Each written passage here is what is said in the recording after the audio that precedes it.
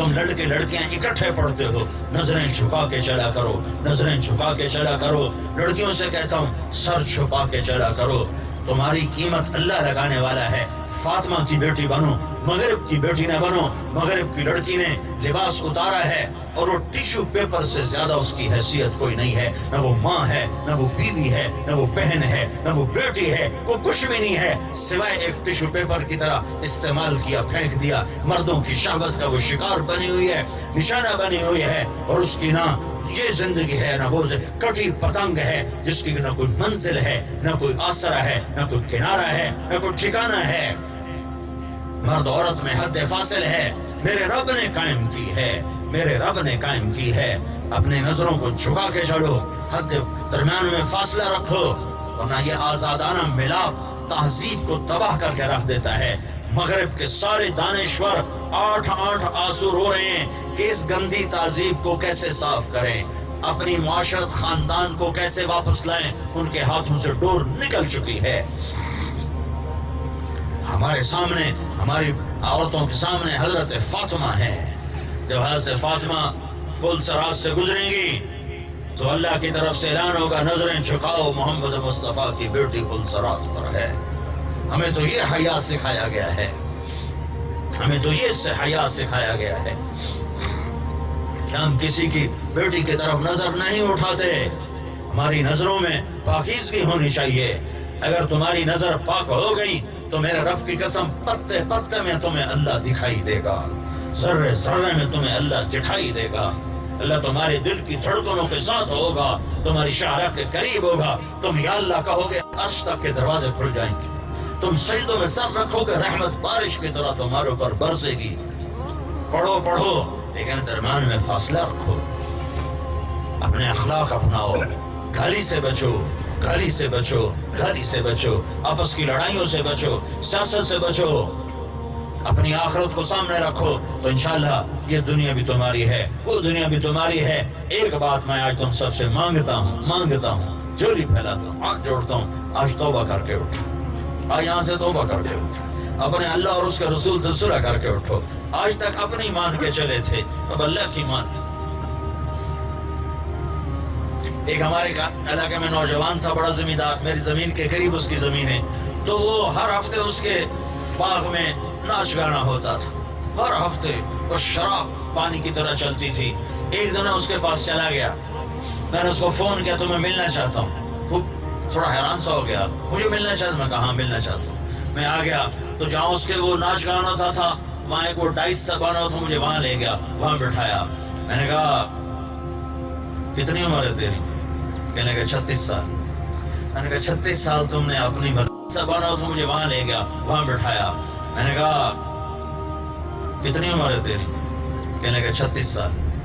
میں نے کہا 36 سال تم نے اپنی مرضی پہ گزارے، باقی اللہ کی مرضی پہ گزارے.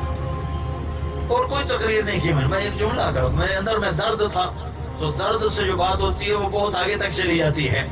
میں نے کہا تم نے 36 برس اپنی مرضی پہ گزارے، باقی اللہ کی مرضی پہ گزار دو. تو اس پر ایسی ندامت طاری ہوئی. اسے کہنے لگا آپ حج پہ جا رہے ہو؟ میں نے کہا جا رہا ہوں. کہ مجھے بھی ساتھ لے جاؤ.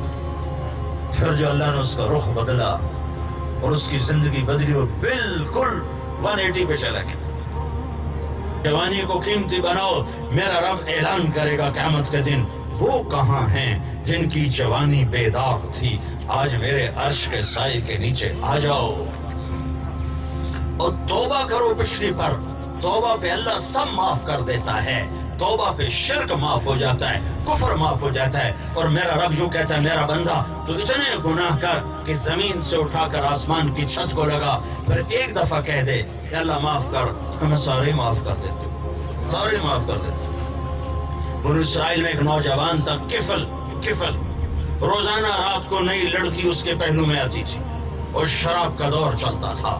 ایک رات ایک لڑکی کو لے کر آیا، 60 دینار، 10 لاکھ روپیہ کے برابر ہے 60 دینار. 10 لاکھ روپے ایک لڑکی کو ایک رات کے لیے لے کر آیا. تو اس کے پاس کتنی دولت تھی؟ جب کمرے میں تنہا ہوا تو دیکھا وہ لڑکی رو رہی تھی. تو کفل نے کہا کیوں رو رہی ہو؟ میں نے کوئی زبردستی تو نہیں کیا. وہ کہنے لگی کفل اس پہ رو رہی ہوں کہ میں عزت دار لڑکی ہوں، میں عزت فروش نہیں ہوں، میں عزت بیچنے والی نہیں ہوں، میں عزت دار ہوں، مجھے غربت نے یہاں تک پہنچا دیا ہے۔ میں کہا کرتا ہوں جب مالدار لوگ زکوٰۃ نہیں دیتے تو غریبوں کی بیٹیاں نیلام ہونا شروع ہو جاتی، جب مالدار لوگ اپنے نشے میں مست ہوتے ہیں اور زکوٰۃ نہیں دیتے تو غریبوں کی بچیاں نیلام ہونا شروع ہو جاتی۔ میں نے کہا کفل عزت دار ہوں، غربت نے یہاں پہنچایا ہے۔ تو کفل جانوروں جیسا انسان تھا، اسے کسی کی غربت سے کیا جھٹکا لگا، اس بچی کے آنسوں نے اسے ہلا دیا۔ بعض اوقات بڑے بڑے خطبے وہ کام نہیں کرتے جو چند آنسو کام کر جاتے ہیں۔ اس نے کتنی تقریریں سنی ہوں گی لیکن سب اوپر سے گئیں، ایک معصوم بچی کے آنسوں نے ہلا دیا تو کفل رونے لگا اور کہنے لگا بہن جس عزت کے ساتھ آئی تھی اسی عزت کے ساتھ چلی جا، جو تمہیں رقم دی ہے تمہیں ہدیہ، میرے لیے دعا کر، میں کتا انسان ہوں، میں آج تیرے آنسوں کی طفیل توبہ کرتا ہوں، اللہ مجھے معاف کر دے، میرے لیے دعا کر دینا۔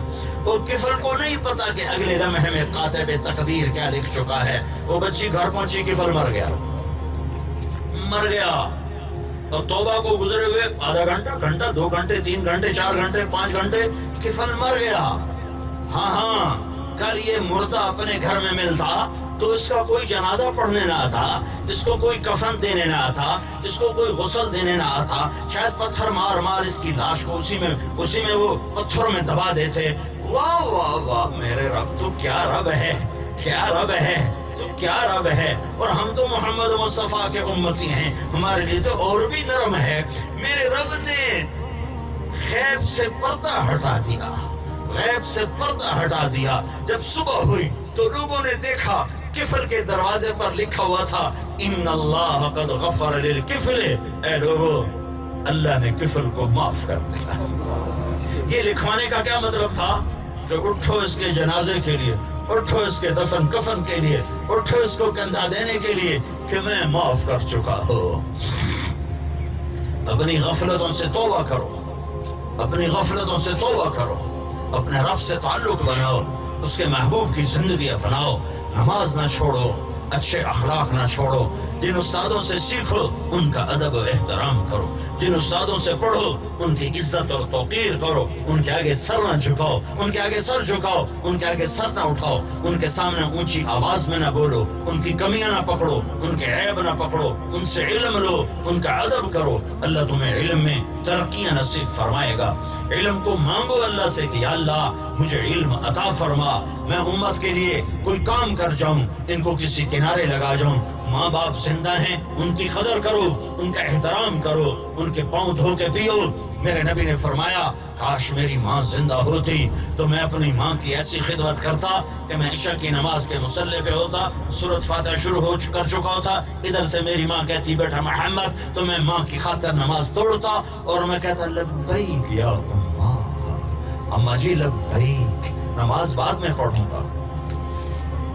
میرے نبی سے پوچھا گیا یا رسول اللہ قیامت کب آئے گی؟ آپ نے کہا اللہ کو پتا ہے۔ کا کوئی نشانی؟ کہ جب ماؤں کو ذلیل کیا جائے گا تو آ جائے گی، جب بیٹیاں بھی ماؤں کو ذلیل کریں گی تو قیامت آ جائے گی۔